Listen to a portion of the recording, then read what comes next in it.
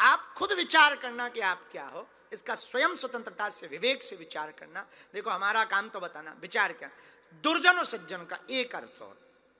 एक महात्मा नदी में गए, स्नान करने लगे।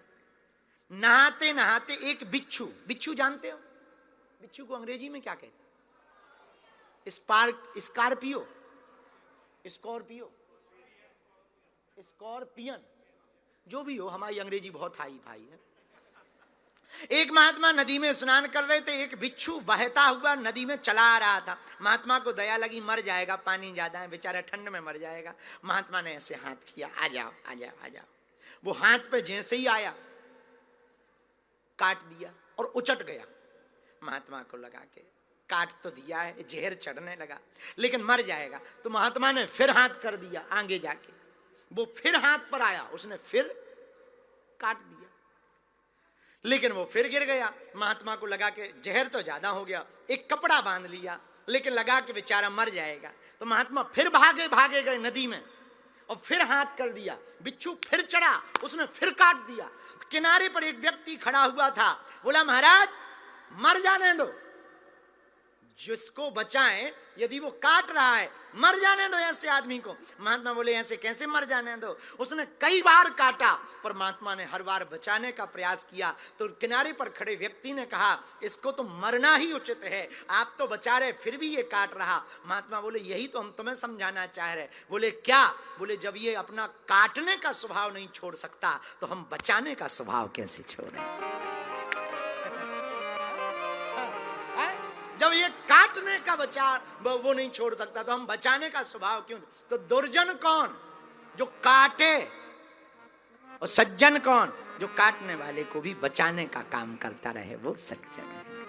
ये विभीषण के अंदर है। रावण हमेशा भाई को मारना चाहता, विभीषण बचाना चाहते, इसलिए हनुमान जी ने कहा राम राम तेहि सुमिरन कीन्हा, हृदय हरस कपि सज्जन चीन्हा। अच्छा एक बात और, दुर्जन और सज्जन में अंतर क्या है? एक अंतर और है, पूछो क्या? जोर से पूछो, और जोर से पूछो। दुर्जन में और सज्जन में जो सबसे बड़ा अंतर है वो ये है, सज्जन व्यक्ति स्वप्न में भी किसी के हृदय को पीड़ा नहीं पहुंचा सकता, और दुर्जन व्यक्ति सोता ही नहीं जब तक किसी को परेशान ना कर ले। हाँ, और किसी को परेशान नहीं करेगा तो घरवाली को ही करेगा। और घरवाली तो बच्चों को ही। मतलब इसका मतलब ये नहीं कि केवल पुरुष पर दुर्जन होते हैं, वो हम ज्यादा बोल नहीं सकते, तो आप हम बोले कम, तुम समझना ज्यादा। भारत होता तो थोड़ा खुल के बोलते। तो दुर्जन, दुर्जन कौन? जो दूसरों को पीड़ा पहुंचाए, हृदय को दुख पहुंचाए, वो दुर्जन। सज्जन कौन? जो सबको सुख दे, वो सज्जन। मेरे पागलो, तुम ना नास्तिक बनना, ना तुम आस्तिक बनना, वरना तो तुम वास्तविक बन जाना। तुम जो हो वो बन जाना। तुम्हारे हृदय में यदि सज्जनता आ जाएगी। बहुत लोग हमारे पास प्रश्न करते हैं, हमें हनुमान जी की कृपा चाहिए। मेरे पागलो, हनुमान जी की यदि तुम्हें कृपा चाहिए तो हनुमान जी की कृपा विभीषण पे हुई। और विभीषण कौन था? हृदय हरस कपि सज्जन चीन्हा, सज्जन था। जो सज्जन होगा उस पर हनुमान जी की कृपा होगी। सीधा सा लॉजिक है। जो सज्जन होगा उस पर किसकी कृपा होगी?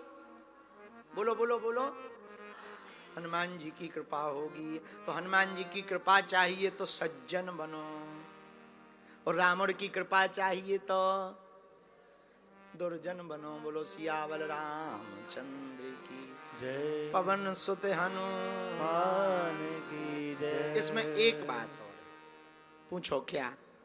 जोर से पूछो, और जोर से पूछो। जो दुख में भी धर्म को ना छोड़े वो सज्जन। और जो थोड़ी सी दिक्कत आई, भगवान ने कृपा नहीं की तो सीधा मंदिर ही बदल दे। आदमी भी बड़े गजब के, मौसम के हिसाब से भक्ति करते हैं। हाँ, आजकल भगवानों की भी ट्रेंडिंग है। हाँ, भगवानों की भी ट्रेंडिंग है।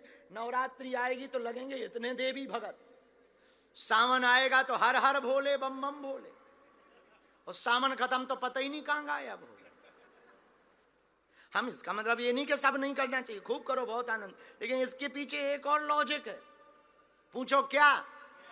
लॉजिक ये है कि विचित्र बात ये है कि कुछ लोग अपने भगवानों को छोड़कर दूसरों में भगवान देखने लगते, ये बड़े गजब के लोग। एक बात बताओ, हनुमान जी से बड़ा कोई होगा? बोलो, होगा? तो जब हनुमान जी की कृपा से तुम्हारा भला नहीं हो पाया तो क्या भूत भूतइयों की कृपा से भला होगा? है? हो सकता क्या? इसलिए हमारी प्रार्थना है, मेरे पागलों, दुर्जन कौन?